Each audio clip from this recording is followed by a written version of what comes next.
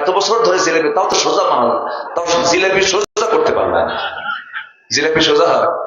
আজকে জিলেপি সোজা হয়? এরকম কিছু লোক আছে সারা জীবন চেষ্টা করে, ও সোজা হয় না। আছে কিনা বলেন? জিলাপি বলে না কি বলে এলাকায়? জিলাপি বলে তো। আচ্ছা ঠিক আছে। আমার ভাইয়েরা, আল্লাহ সোজা কথাকে পছন্দ করেন, স্ট্রেট কে পছন্দ করেন। পেস পুস লাগায় কোনো কথা বলা ঠিক না, তবে হ্যাঁ হিকমতের দরকার আছে, প্রজ্ঞার দরকার আছে। কই যাচ্ছেন? যেতে দেব না, বসেন। চলে গেলে তো ভাল লাগে না, বসেন। আবার আসবে কেউ নেই? আচ্ছা ঠিক আছে, হ্যাঁ ঠিক আছে। চেয়ার ফাঁকা থাকলে তো সামনের কাতার পূরণ করুন, কাতার সোজা করুন, ঠিক আছে না? আমার ভাইয়েরা, একজন ব্যক্তির কথা বলুন তো, কোন ব্যক্তির কথা আমি বলছি যার জীবনে বানিয়ে বানিয়ে কোনো কথা ছিল না, যার জীবনে একটা কৌতুক বশত মিথ্যা কথা ছিল না, যিনি তার জীবনে জিহ্বা থেকে একটা মিথ্যা কথা কোনোদিন বলেন নাই। তার নামটা কি বলেন তো? মুহাম্মদ সাল্লাল্লাহু। আমরা তার কি যেরকম, আমরা তো মিথ্যা কথা কই না, বলি মিথ্যা কথা বলি। ফোনে কথা বলে, ভাই আপনি কোথায়? আমি তো জাহান্নামের চৌরাস্তায়। ঘন ঘন মিথ্যা কথা বলে। যে নবীর জীবনে কৌতুক কোনো মিথ্যা একটা কথা বের হলো না, সে নবীর উম্মত আমরা সকালে কম মিথ্যা কথা বলি, বিকেলে মিথ্যা কথা বলি, দুপুরে মিথ্যা কথা বলি। কাপড় কিনতে গেছেন, কাপড়ের দোকানদার কাপড় একটা বের করে দিয়ে বলে, ভাই এই কাপড়টা খুব ভালো, নেন। দাম কত? এত। আমি দেবো এত। ভাই কেনাই নাই। আছে না ভাই? কেনাই নাই, আমার লস হয়ে যাবে। এই যে ছলচাতুরি গুলো করা হয়, কথার মধ্য দিয়ে যে মিথ্যা কথাগুলো বলা হয়, একজন ইমানদার ব্যক্তি কখনো মিথ্যাবাদী হতে পারে না। আমার বন্ধুগণ, আমার নবীজি শুধু নবী ছিলেন না, একজন সৎ ব্যবসায়ীও ছিলেন। তিনি ব্যবসা করেছেন। আমার নবীজি কিন্তু ব্যবসায়ীকে এত দাম দিয়েছেন, রাসূল নিজে বলেছেন একজন সৎ ব্যবসায়ী আর আমি রাসূল জান্নাতের মধ্যে 2 নখের দূরত্বে একসঙ্গে অবস্থান করব। জোরে বলে সুবহানাল্লাহ। ব্যবসায়ীর দামটা কত বড়! কিন্তু আজকে ব্যবসায়ী হয়ে গেছে সালমানের ফরমানের মতো লোকেরা, ঠিক কিনা? ওরা হচ্ছে ব্যবসায়ী। হলমার্ক কেলেঙ্কারি, ব্যাংক লুটপাট। কি লুটপাট? ইসলামী ব্যাংকের তো মোটামুটি রুহ টুহ চলে গেছিল, শুধু কাফন দাফন বাদ ছিল, ঠিক কিনা? ধরে ধরে ধরে না, ধরলে আল্লাহ ছাড়ে না। একজন বাঁচার জন্য দাড়ি কাটলো, আরেকজন বাঁচার জন্য দাড়ি রাখলো সিলেটে গিয়া। বুঝতে পারতেছেন কি? সিলেটে গিয়ে একজন বাঁচার জন্য দাড়ি রাখছে। এই তো ভালোই জানেন দেখি আপনারা, কে না জানে? হায় রে হায়, সিলেটবাসীকে ধন্যবাদ, ওরে তো ধরছেই বিসিও সাইজ করছে।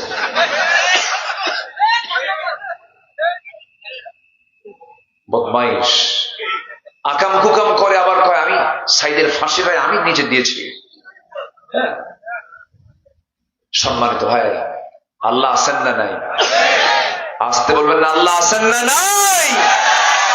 আল্লাহ ছিলেন, আছেন, হুয়াল আউয়ালু ওয়াল আখিরু ওয়াল যাহিরু ওয়াল বাতিন ওয়া হুয়া বিকুল্লি শাইইন আলীম। আল্লাহু আকবার। কি টার্গেট দেয়? 2021, 2021 সাল। 21 যে চলে গেল 2041। আরেকজন কইল 71, আবার 71 যাবে তারা। 41 পাইল না, ফুটুস। আল্লামা সাঈদী তিনি আল্লাহওয়ালা ছিলেন। সন্দেহ লাগে আপনাদের? আমার কাছে সন্দেহ লাগে না, আল্লাহওয়ালা ছিলেন। ওনার কাছে প্রস্তাব ছিল যে আপনি এগুলো ছেড়ে দেন, আপনাকে ছেড়ে দেব। 2009 সালে একসঙ্গে আমার ফার্স্ট হজ জীবনের, একই বছরে হজ করেছি।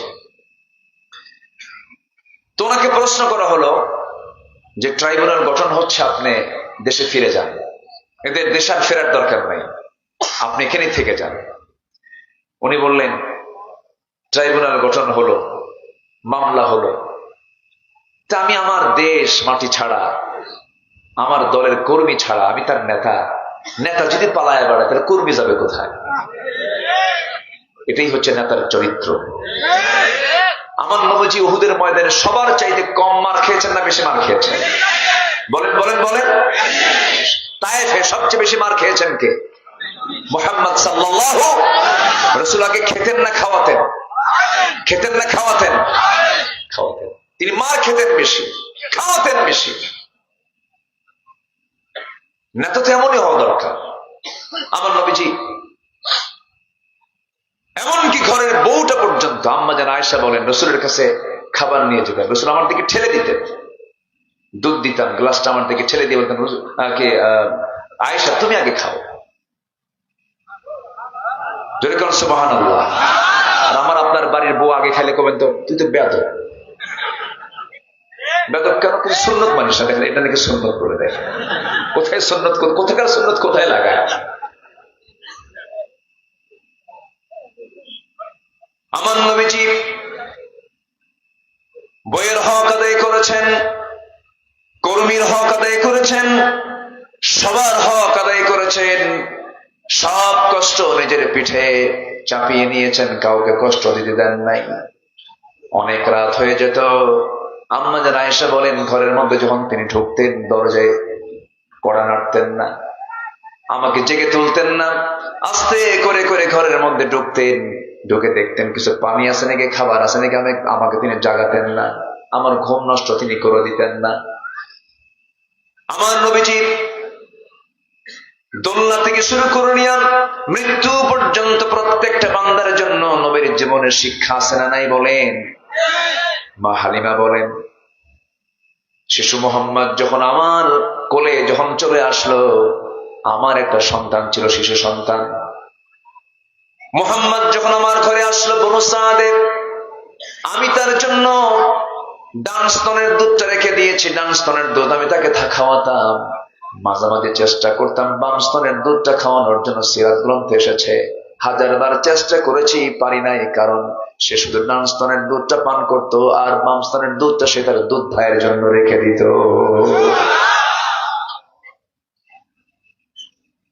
আমার বন্ধুগণ, আমার ভাইরা, এই দুনিয়া ছেড়ে আমিও যাবো, আপনিও যাবেন, কেউ বাঁচার জন্য আসি নাই, সবাই দুনিয়া থেকে বিদায় হয়ে যাব। আমাদের সিরাতটা সুন্দর হওয়ার দরকার আছে না নাই বলেন? আমাদের চরিত্র সুন্দর হওয়ার দরকার আছে না নাই বলেন? তার জন্য একটা মডেল দরকার, সেই মডেলটা আল্লাহ রাব্বুল আলামিন বানায় দিয়েছেন, উসওয়ায়ে হাসানা করেছেন মুহাম্মদ সাল্লাল্লাহু। এই সূরা আহজাবের 21 নম্বর আয়াতে আল্লাহ রাব্বুল আলামিন বলেছেন, লাকাদ কানা লাকুম ফি রাসূলিল্লাহি উসওয়াতুন হাসানাহ লিমান কানা ইয়ারজুল্লাহা ওয়াল ইয়াওমাল আখির ওয়া যাকারাল্লাহা কাসীরা। জোরে বলুন আল্লাহু আকবার। তোমাদের জন্য উত্তম আদর্শের বাস্তব নমুনা কেউ নয়, একজন ব্যক্তি, তাকে সিলেকশন দিয়েছেন, তিনি কে?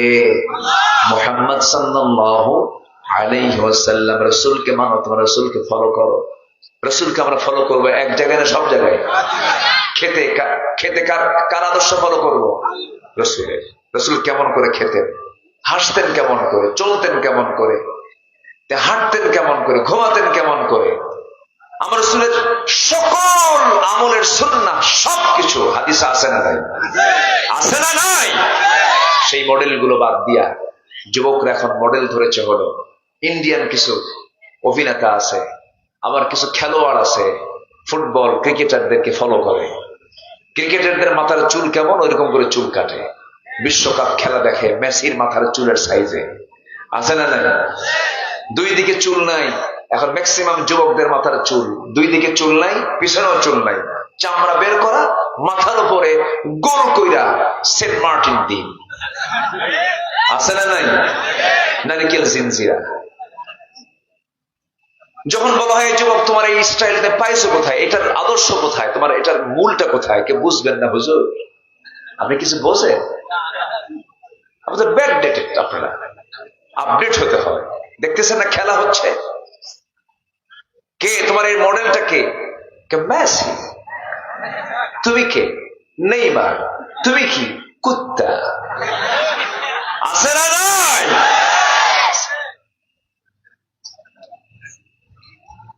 মাথার চুল ঠিক নাই, এরপরে শার্ট পরে একখান, কি যে সাইজ আল্লাহ জানে, আমার রুচি বুঝি না আমি কিছু। প্যান্ট একখান কিনে আনে নতুন বাজার থেকে, হাঁটু ফাটা, হাঁটু ফাটা না, দুই হাঁটু এখানে ফাটা। আচ্ছা ফাটা হাঁটু দিয়ে নামাজ হবে বলেন তো? আচ্ছা নামাজ আগে না সতর ঢাকা আগে? সতর ঢাকতে হবে আগে। হাঁটু ফাটা, প্যান্ট পরে নাভির উপরে না নাভির নিচে? যুবকরা এখন যে প্যান্ট গুলো পরে, সে নাভিটা নিচে থাকে না উপরে থাকে? শুধু নিচে না অনেক নিচে, সীমান্ত বর্ডার, বোঝেন? যে কোনো মুহূর্তেই অঘটন ঘটতে পারে। এই হচ্ছে প্যান্ট।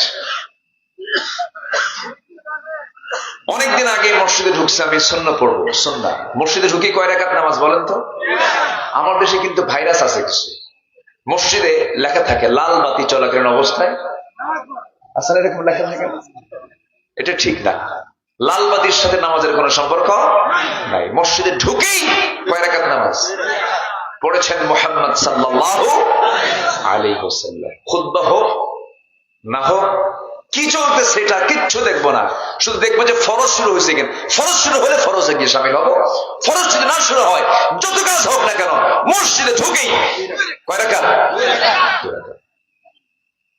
তো আমি ঢুকি, নামাজ ধরবো কখন? এক যুবক দেখি নামাজে দাঁড়াইছে একা, ওর প্যান্টের চিত্র দেখে ভাবলাম আমি ওর নামাজ আগে দেখি।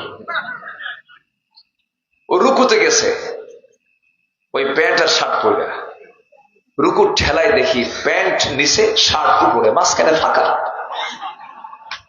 ভাবলাম এই তো রুকু, সেজদায় যে কি হবে আল্লাহ জানে। সেজদায় যখন গেছে তখন দেখি প্যান্ট খুইলে আন্ডার প্যান্ট বেরিয়েছে। আছে, এটা আছে, আছে না নাই? এই পোশাক পড়াও যা না পড়াও, এগুলো পড়বা না যুবকরা। আমার বক্তব্য যারা শুনছ, আল্লাহর শুকরিয়া, এই দেশের একটা সিংহভাগ যুব সমাজ ইসলামিক লেকচারে তারা আকৃষ্ট হয়েছে, বলি আলহামদুলিল্লাহ।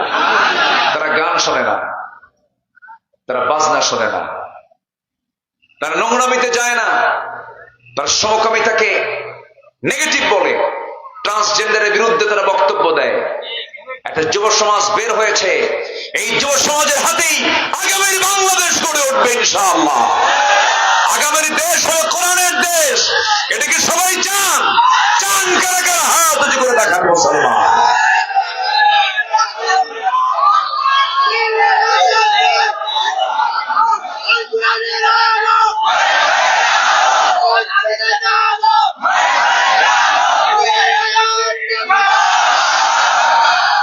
আল্লাহ কবুল করুন, জোরে বলি আমিন, আরো জোরে আমিন। সব দেখেছি আমরা, একজনের স্বামীর দেশ আর একজনের বাপের দেশ, মাঝখান দিয়ে আমরা শেষ। কারো বাপের দেশ দেখতে চাই না, কারো স্বামীর দেশও দেখতে চাই না, আমরা দেখতে চাই কোরআনের দেশ। জোরে বলি ইনশাআল্লাহ। আল্লাহ কবুল করুন, জোরে বলি আমিন। আর কিছু আলেম সমাজকে আমি জানিয়ে দিতে চাই, মিডিয়া তো আছে, সমস্যা নেই, জানিয়ে দিতে চাই, ফতুয়াবাজি করবেন না।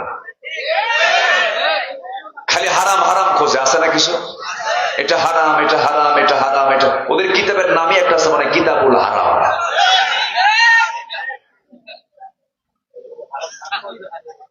আছে না নাই? ইয়াসসিরু ওয়ালা তুআসসিরু, বাশশিরু ওয়ালা তুনাফফিরু, এগুলো পড়েন না? ইন্নামাল মুমিনুনা ইখওয়া ফাসলিহু বাইনা আখওয়াইকুম ওয়াত্তাকুল্লাহ। এগুলো কার কথা? কার কথা?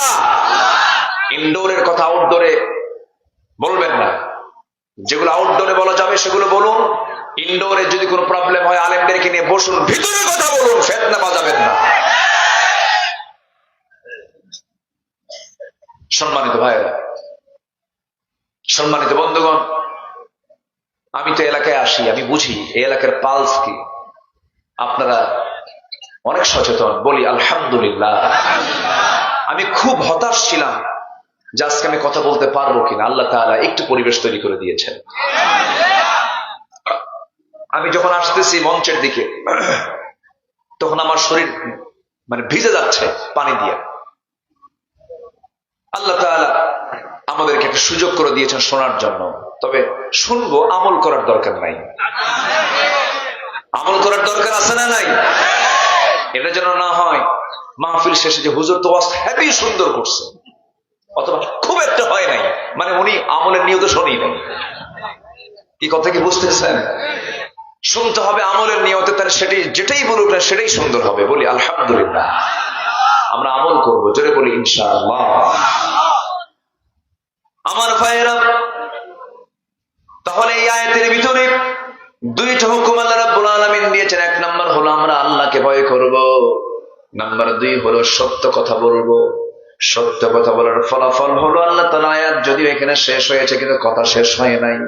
সাদিদাই ইউসলিহ লাকুম আ'মালাকুম।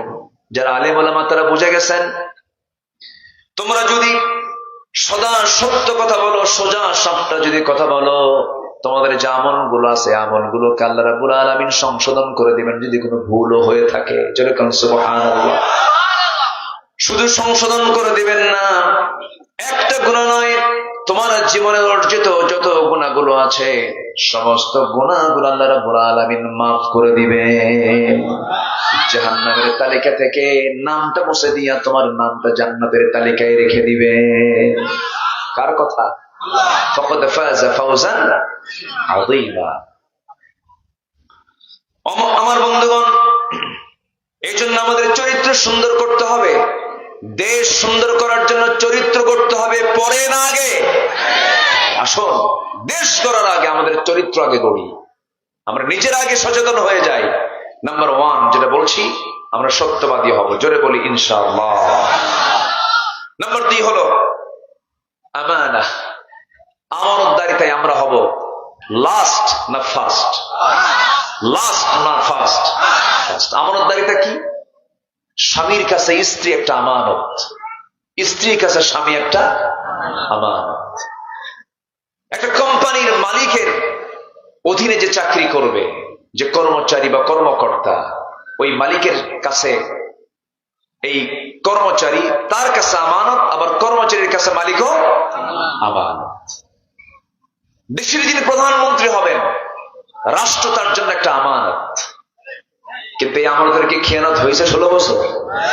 আজ থেকে খেয়ানত হয়েছে? কেমন হয়েছে কত একটু হিসাব হইতো কিছুই একদিন কইছে। এমন সংসার গড়ছে তারা 16 বছর। 18 লক্ষ কোটি টাকা হলো আমার দেশের ঋণ। এই সংসারের ঋণ কত? 18 লক্ষ কোটি টাকা। আর সেই 18 লক্ষ কোটি টাকা ঋণ রেখে নিজের পকেটে ভরায় নিয়ে গেছে তারা নিজেরাই 11 লক্ষ কোটি টাকা। শুধু চোর না সাগর চোর? পুকুর চোর না সাগর চোর? সাগর চোর, মহাসাগর। শুধু সাগর কইলে ভুল হবে। সম্মানিত ভাইয়েরা, তাহলে ইমানদার কি খেয়ানতকারী হবে না আমানত রক্ষাকারী হবে? আমানত রক্ষাকারী হবে। আল্লাহ তাআলা সূরা মুমিনুনের শুরুতে সুন্দর করে বলে দিয়েছেন।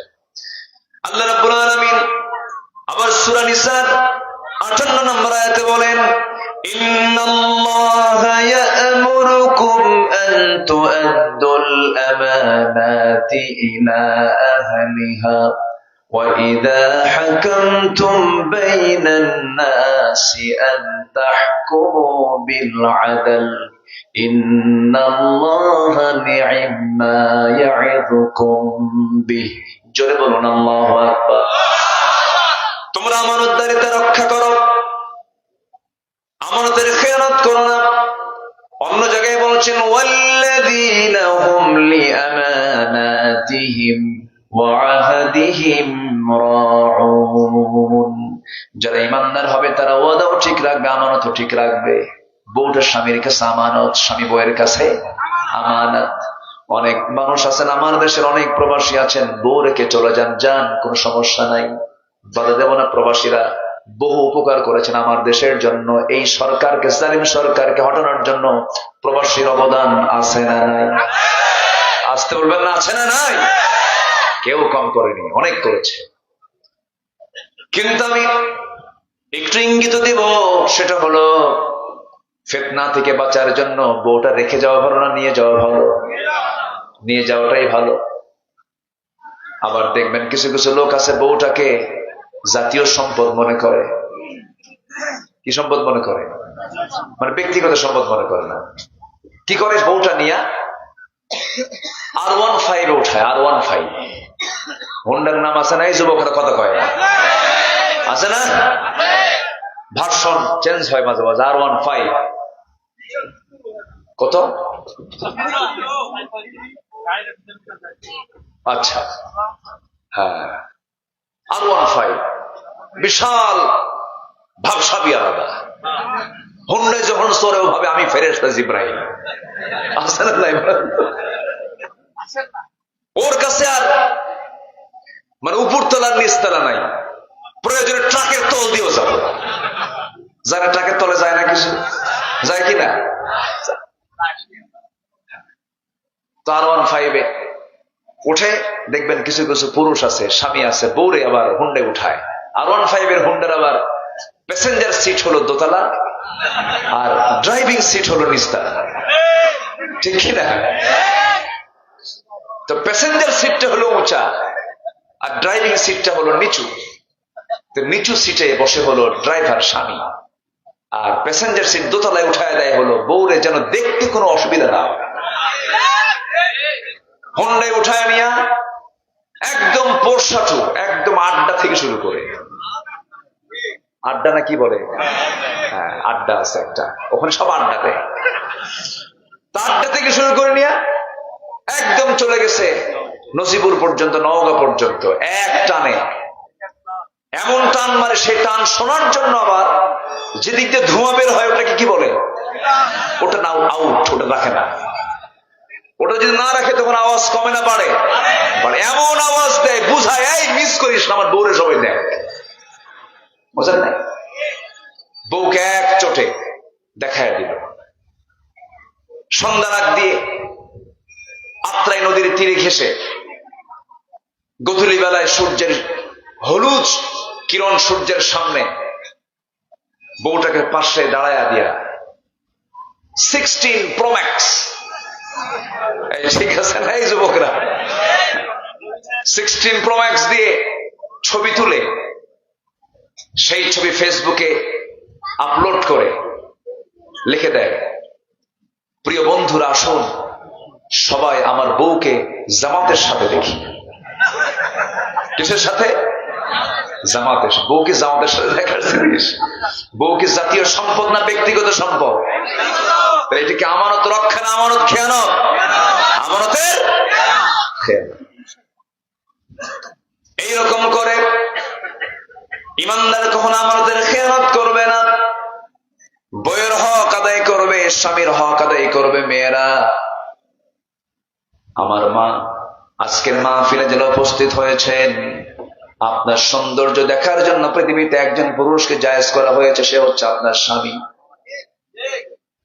আপনার স্বামীর সামনে আপনার কোনো সতর নাই,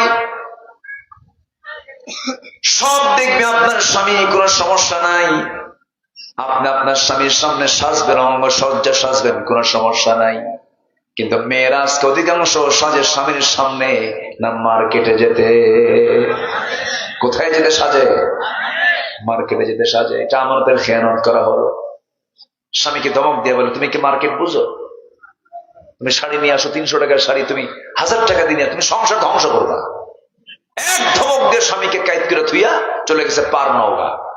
কি নওগা আছে না? পার নওগা আছে। ভাবতেছেন চিনি না? সব চিনি। চলে গেছে পার নওগা। নিউ মার্কেটে ঢুকছে, দোকানদারের সামনে গিয়ে মাথার চুল ছেড়ে দেওয়া, 3 পিস পরা, হাই হিল লাগানো, ভ্যানিটি একখান ব্যাগ নিছে, মাথা থেকে পা পর্যন্ত সব জায়গায় সাজানো, মুখে মানে আটা ময়দা দিয়ে প্লাস্টার করা। আছে কিনা ওরা? আছে না? এটা ধোকাবাজি। এগুলো কি বলেন তো? ধোকাবাজি। লোক আসলে কি কালার বোঝাই মুশকিল। চলে গেছে মার্কেটে, দোকানদারের সামনে গিয়ে ঠ্যাঙের উপরে ঠ্যাং তুলে দিয়ে বলে, ভাইয়া একটা শাড়ি দেখানো যাবে কি? মানে আছে না নাই? এমন সুন্দরতার বাচন ভঙ্গি, শব্দের উপস্থাপনা, দোকানদার তো সিফে পড়ে গেছে। দোকানদার শাড়ি একখান বের করে নিজের গায়ে লটকা দিয়ে বলে, আপা এই শাড়ি কিন্তু আপনাকে দারুণ মানাবে। ওটা আরেক বদমাইশ। আছে না নাই? অথচ যেখানেই থাকো ইমানদার, সেখানে দাওয়াতি কাজ করো, ঠিক কিনা? ইউসুফ আলাইহিস সালাতু ওয়াস সালাম আক্রান্ত হলেন, তার সুন্দর চেহারা ছিল তার বড় ফিতনা। সুন্দর চেহারা আল্লাহ কোন নবীকে দান করেছিলেন? এত সুন্দর, মানে তার দিকে তাকালে আর চোখ ফেরতের সুযোগ নাই, এত সুন্দর চেহারা আল্লাহ পাক তাকে দান করেছিলেন। জুলাইখা পাগল হয়ে গেল। কি বিপদ! তাও সাধারণ কোন মহিলা না, ওই দেশের রাষ্ট্রপ্রধানের বউ। কি শুধু কি বিপদ না, মহা বিপদ। পাগল হয়ে গেছে। শেষ পর্যন্ত বিভিন্ন ফিকির কইরা, জিকির কইরা, ফন্দে ফিকির কইরা আল্লাহর পয়গম্বর ইউসুফকে শেষ পর্যন্ত ঘরের মধ্যে তুলে ছাড়লো। 12টা দরজা লক, সব তালাবদ্ধ, পিন পতন নীরবতা, চুল পরিমাণ কোন আওয়াজ নেই, কোন প্রাণীও নাই, এমনকি একটা পিঁপড়াও না। জুলাইখা বলছে, ইউসুফ এই জায়গায় তুমি আর আমি, পৃথিবীর কেউ জানবে না আমাদের এই প্রেম কাহিনী। একবার বলো তুমি আমাকে ভালোবাসি। আল্লাহর পয়গম্বর তিনি সেই মুহূর্তে বলছেন, তুমি আমাকে কেন ভালোবাসো? তোমাকে দেখতে দারুণ সুন্দর। আমার প্রশংসা করো কেন? আমাকে যিনি সুন্দর করেছেন তার প্রশংসা করো। যেরকম সুবহানাল্লাহ। ঢেকি স্বর্গে গেলেও, আছে না কথা, ঢেকি স্বর্গে গেলেও ধান বাড়ে, একটা কথা আছে। এত বড় মুসিবতে পড়েছেন আল্লাহর পয়গম্বর, সেখানেও ওই মহিলাকে দাওয়াত দিচ্ছেন। সাইয়েদনা ইউসুফ আলাইহিস সালাম, জুলাইখা আমার চোখের প্রশংসা করো না, আমার চুলের প্রশংসা করো না, আমার চেহারার প্রশংসা করো না, আমাকে যিনি বানিয়েছেন সুন্দর করে, সে সুন্দর আল্লাহর প্রেমে পাগল হয়ে যাও। আল্লাহু আকবার। জুলাইখা তবুও পাগল। শেষ পর্যন্ত অনেক চেষ্টা করা হলো। সাইয়েদনা ইউসুফ কি তার দিকে ঝুঁকে পড়েছেন? কাকে ভয় করেছেন? এটাই হলো কার ভয়? আল্লাহর ভয়। নারীর প্রতি পুরুষের টান আছে না নাই? আসতে বলে আছে না নাই? ওমা উবাররিউ নাফসি ইন্নান নাফসা লাম্মারাতাম বিসু। মন চায়, কিন্তু মন চাইলে কি সব করা যাবে? মন চাইলে কি সব করা যাবে? নারীর প্রতি টান পুরুষের কে দিয়েছেন? আবার পুরুষের প্রতি নারীর টান কে দিয়েছেন? আল্লাহ। আল্লাহ দিয়েছেন। কিন্তু এই টান থাকতে হবে পরের বউ না নিজের বউ? দেখছেন অনেকে পরের বউ হয়েছে। এই পরের বউ না নিজের বউ, এটা যেন মনে থাকে। অন্যের বউ না। অন্যের বউ হলো খেয়ানত হয়ে যাবে। এখন তো মোবাইলের যুগ, আর পিয়নের দাম নাই। পিয়ন সবচেয়ে বড় হলো মোবাইল। আমার বন্ধুগণ, কত সংসার ভেঙে যাচ্ছে মোবাইলের কারণে, আছে না নাই বলেন? সংসার সব ভেঙে চুরমার হয়ে যাচ্ছে, খেয়ানত হয়ে যাচ্ছে। গত 2 বছর আগে চুয়াডাঙ্গা মাহফিল ছিল, সেখানে গেলাম। খেতে বসে যে এশার নামাজের সময় খাইতে শুরু করব, আমি এক মুরব্বি এসে বলছে, হুজুর আমার জন্য দোয়া করেন। বললাম কি দোয়া? আমার বড় মেয়ের জন্য দোয়া করবেন। বড় মেয়েটার বিয়ে দিচ্ছে ঠাকুরগা। ঠাকুরগা বিয়ে দিলেন কেন? মানুষ চুয়াডাঙ্গার এই 300 মাইল দূরে বিয়ে দিলেন। বলতেছে, হুজুর বিয়ে তো আমি দেই নাই, বিয়ে হয়ে গেছে। বললাম বিয়ে হয়ে গেল কেমনে? বিয়ের ঘটক কে? বলো যে বিয়ের ঘটক হলো মোবাইল। বিয়ের ঘটক কে? তাহলে এখন বিয়ে হওয়ার সহজ উপায় কি? আসতে কয়, দয়া করিয়া সবার মেয়েকে একটা করে মোবাইল কিনিয়ে দিবেন। ঠিক আছে না? দেখছেন চাচা কি করে, বুদ্ধি ভালোই আছে তো। সম্মানিত ভাইরা, তাহলে আমানতের কি খেয়ানত করা যাবে? আমার মা, আমার বোন, বিবাহ পূর্ব যে রিলেশন আপনি করছেন, একটা ছেলেকে ভালোবাসতেছেন, নোংরামি করছেন, এটা ভালোবাসা বলেন, এটা নোংরামি বলে, এটা জেনা বলে। আপনি টাইম পাস করছেন, আপনি জেনা করছেন, আপনি কথা বলছেন, আপনি তার সঙ্গে টাইম পাস করছেন, আপনার বিয়ে অন্য কোথাও হলে পরে আপনি ওই স্বামীর হক নষ্ট করেছেন। এটা আমানতের খেয়ালত। এটা আমাদের কি খেয়ালত? যা কিছু হবে বিয়ের আগে না বিয়ের পরে? আসতে কয় স্বামী স্ত্রীর সম্পর্ক, এটা জান্নাতের সম্পর্ক। কিসের সম্পর্ক বলেন? জান্নাতের। খেয়ানত করা যাবে না, আমানত রক্ষা করতে হবে। আমি 15টা গুণের কথা বলেছি, চারিত্রিক গুণ আমরা 15টা অর্জন করব। নাম্বার 3 হলো আল্লাহ রাব্বুল আলামিন সুন্দর করে বলছেন ধৈর্যশীল হতে হবে। কি হতে হবে বলেন? ধৈর্যশীল হতে হবে। বসেন তো, তাহলে ডাকে আমার ভাইকে দেখেন, এত সুন্দর চেহারা মানুষকে ছাড়া যায় বলেন তো? আল্লাহর পয়গম্বর ইউসুফের চেহারা সুন্দর ছিল না? কি সুন্দর চেহারা মানুষ, দেখেন। বলি আলহামদুলিল্লাহ। একটু বসেন, আমরা একসঙ্গে দোয়া করে যাবো ইনশাআল্লাহ। জোরে বলি ইনশাআল্লাহ। একটা লোক নড়ছে না, মাশাআল্লাহ। সবাই ফজর পড়বেন তো নাকি? ফজর মিস হবে না কারো? এশার নামাজ আওয়াজ কমে গেছে, অনেকে পড়ে নাই, আমি বলবো না এটা। সবাইকে ফজর পড়বেন? শুধু এই ফজর না, সব ফজর। ফজর দিয়ে যার দিন শুরু হবে তার কোনো নামাজ কাজা হবে না। সকল নামাজের মূল নামাজ কোন নামাজ? নামাজের সকল 5 ওয়াক্ত নামাজের মা হচ্ছে ফজর। মা হচ্ছে কি? ফজর। ফজর নামাজ পড়বেন কারা কারা? একটু হাত তুলে দেখেন দেখি। জোরে বলি ইয়া আল্লাহ। আমাদেরকে ফজর, যোহর, আসর, মাগরিব, ইশা 5 ওয়াক্ত সালাত আদায় করার তৌফিক তুমি আল্লাহ দিয়ে দাও। জোরে বলি আমিন। আরো জোরে আমিন। চারিত্রিক গুণাবলী কয়টা বলতে চেয়েছি? 15টা। নাম্বার 2 চলে গেল। 1 নাম্বার কি হচ্ছে? আমরা কথা বলবো বাঁকা না সোজা। নাম্বার 2 খেয়ানত না আমানত? খেয়ানত না আমানত? নাম্বার 3 হলো ধৈর্যহীন না ধৈর্যশীল? ধৈর্যশীল। বিয়ে আগে না ধৈর্য আগে?